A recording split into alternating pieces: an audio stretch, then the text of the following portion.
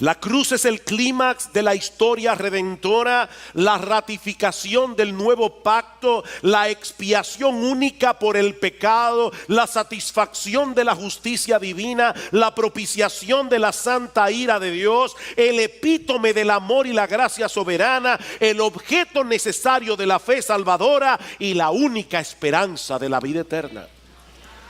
Eso es la cruz. Es por eso, mis hermanos, que los evangelistas dedican tanto espacio a los eventos que ocurrieron en esos últimos días de la vida terrenal de nuestro Señor Jesucristo, lo que se conoce como la Semana de la Pasión. Mateo le dedica un cuarto de su evangelio, los capítulos 21 al 28, a esa pequeña porción de la vida de Jesús. Marcos le dedica un tercio, Lucas le dedica un quinto del evangelio y el apóstol Juan le dedica la mitad de su evangelio a esa última semana. En esos días el nacionalismo judío estaba a flor de piel, y no olviden que muchos parecían simpatizar con Jesús en este punto de la historia. Mucha de esta gente se acercaba a Jerusalén cada Pascua con la expectativa de que tal vez ese era el año en que iba a venir el Mesías, iba a liberar a Israel de toda opresión, exactamente como Dios había hecho en Egipto 1000 años atrás. De manera que los líderes de Israel no podían prever la reacción de la gente cuando se enterara de que aquel al que ellos aclamaron como su Mesías durante la entrada triunfal el domingo de Ramos había sido arrestado y condenado. Ellos no podían prever cómo iba a reaccionar la multitud. Nosotros sabemos hoy que reaccionaron pidiéndole a gritos a Pilato que Cristo fuera crucificado, pero en este punto de la historia ellos no lo sabían. Pero es aquí, mis hermanos, donde entra en juego la soberanía de Dios. La muerte de Cristo en la cruz no fue accidental en ningún sentido.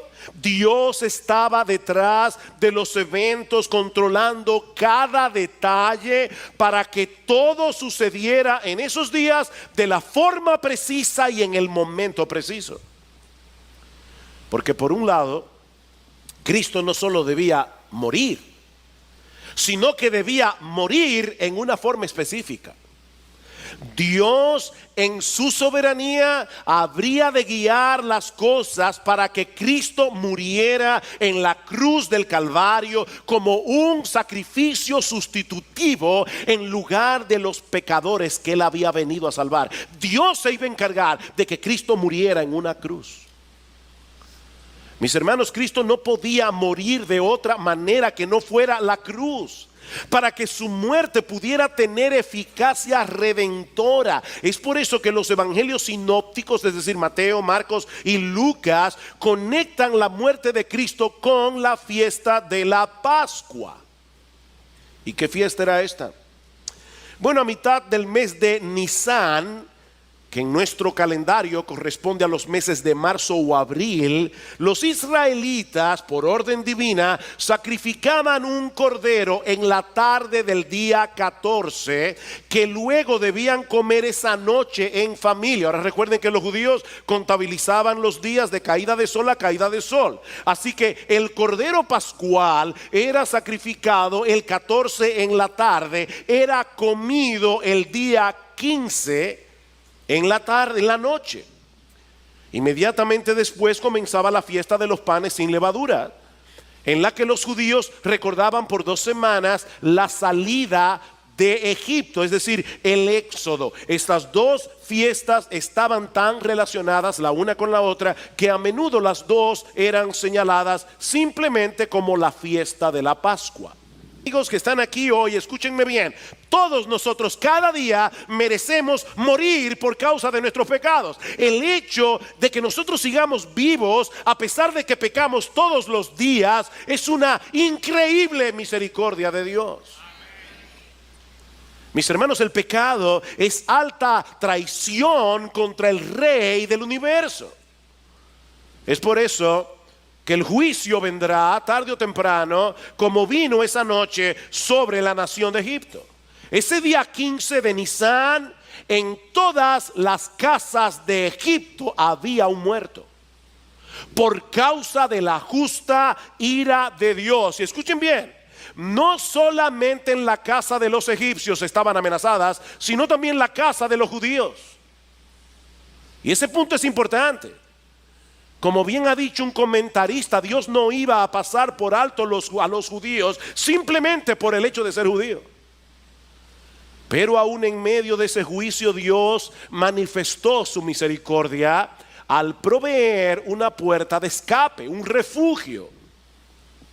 Dios les ordenó sacrificar un cordero y pintar los dinteles y los postes de las puertas con la sangre del cordero, como una señal, como una manifestación de que ellos habían depositado su fe en ese medio de salvación provisto por Dios. De manera que esa noche en todas las casas de Egipto o había un hijo muerto o un cordero muerto. No había alternativa. La ira justa de Dios iba a caer sobre todos esa noche. Todos. O sobre la familia o sobre el cordero. Los que aceptaban por fe ese refugio provisto por Dios verían la muerte, el ángel de la muerte, pasar de largo por encima de la casa de los creyentes, de aquellos que creyeron en la promesa de Dios. Es por eso que esta fiesta se llama la Pascua.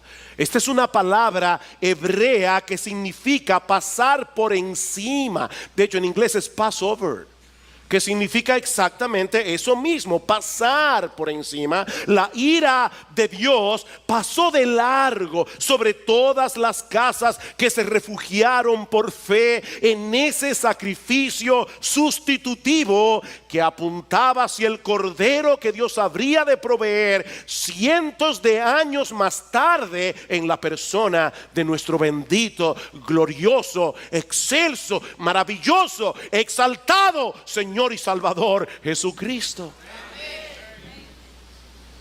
Mis hermanos, la cruz no fue el plan B de Dios cuando los judíos decidieron rechazar a su Mesías. No, mis hermanos, esa siempre ha sido la única alternativa viable para poder salvar a pecadores culpables sin poder pasar por alto la justicia de Dios.